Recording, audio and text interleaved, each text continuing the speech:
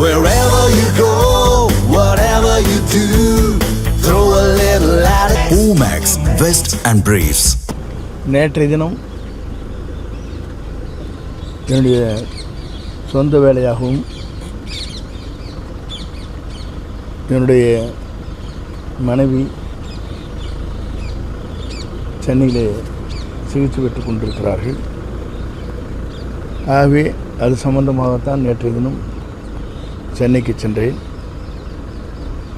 சென்னை சென்றவுடன் என்னுடைய சொந்த வேலையை பார்த்துவிட்டு இன்று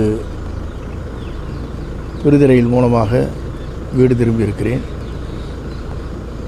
பொதுவாக யாரையும் அரசியல் ரீதியாகவோ மற்ற ரீதியாகவோ யாரையும் நான் சந்திக்கவில்லை. அதுபோன்ற ஒரு தவறான செய்திகள் வந்தவுடன் பல்வேறு தொலைக்காட்சி நண்பர்களுக்கு நான் செய்தியை சொந்த வேலையாக சென்றிருக்கிறேன், என் மனைவியை பார்த்துவிட்டு நான் திரும்புகிறேன் என்று தெளிவாக அவரிடத்திலே நான் எல்லோரிடத்திலும் நான் சொல்லியிருக்கிறேன். ஆகவே என்னை பொறுத்தவரையிலும் இந்த இயக்கம் வலிமை பெற வேண்டும்,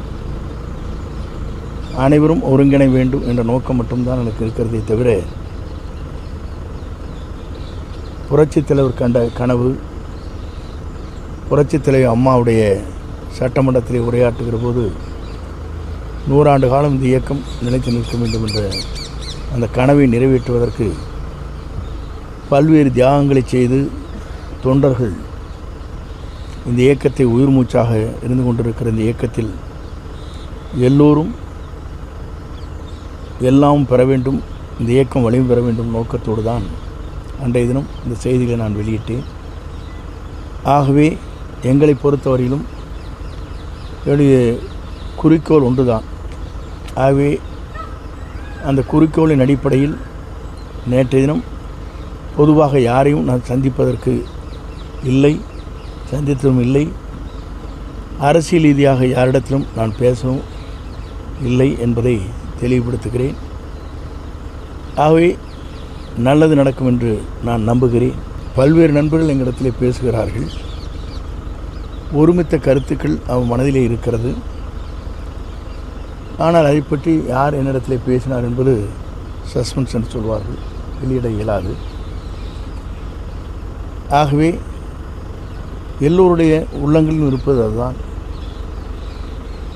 இன்று வரையும் நான் சொன்ன செய்திகளை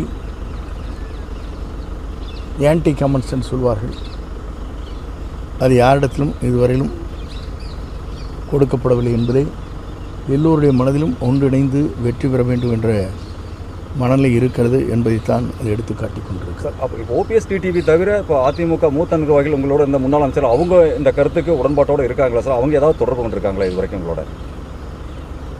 அதை இப்போது சொல்வது சரியாக இருக்காது. ஏனென்று சொன்னால்